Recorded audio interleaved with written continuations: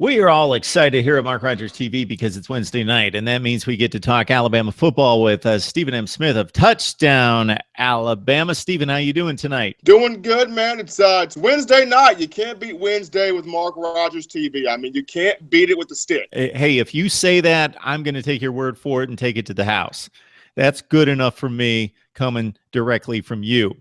Now, Nick Saban obviously has the reputation as being the best of college football coach in the land, so it's difficult to question his method of madness at times.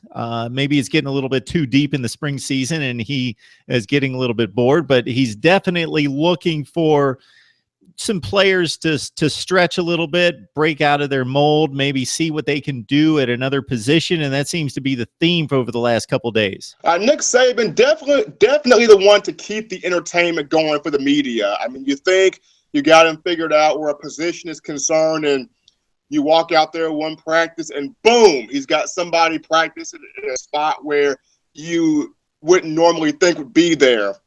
If you look at the offensive line, the last few spring practices, 10, 11 spring practices, we've seen Lester Cotton at right guard, and he's the one that Saban wants to see have that role.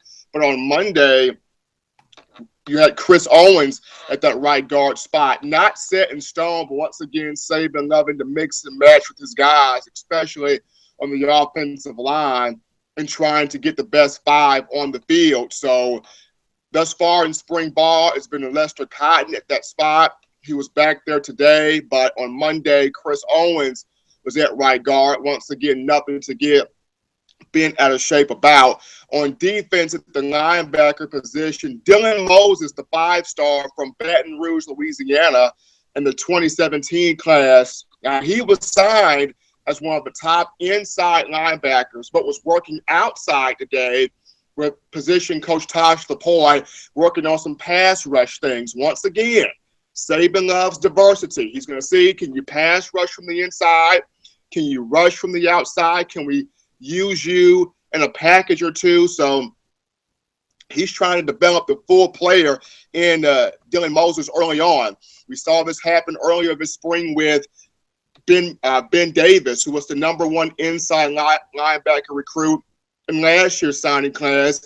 They've switched him over to outside backer, trying to build him to be a complete guy playing in multiple positions, because as we all know, NFL scouts judge you by the end of your college careers on what were you able to do? Could you handle different roles? Could you juggle different roles? Could you succeed in different roles? And that's what Saban trying to get a lot of these players to understand is, even if you can't handle this role, if we put you in a variety of spots, we're bound to find something that you're going to excel in. And that's what he's doing with Ben Davis, with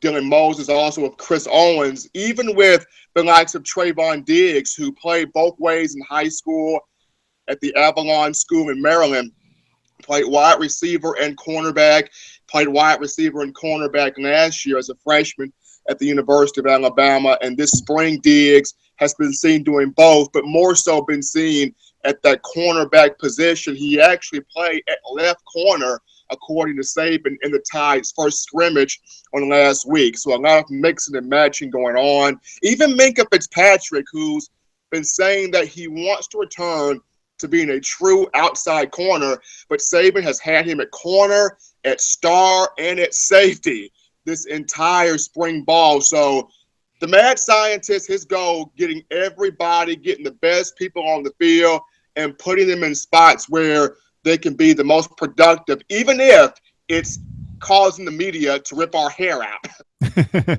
And I think what might be working here as well, Stephen, in addition to being able to see whether a player can adjust to a different position and may have something athletically or intellectually that he can contribute from that spot on the field that he couldn't necessarily from a slightly different position. Also, for some of the higher IQ players, like a Minkah Fitzpatrick, who's been around the system for a long time, they get to better understand the entire defense if they can play the different positions and not just lock into their one assignment and their one objective there.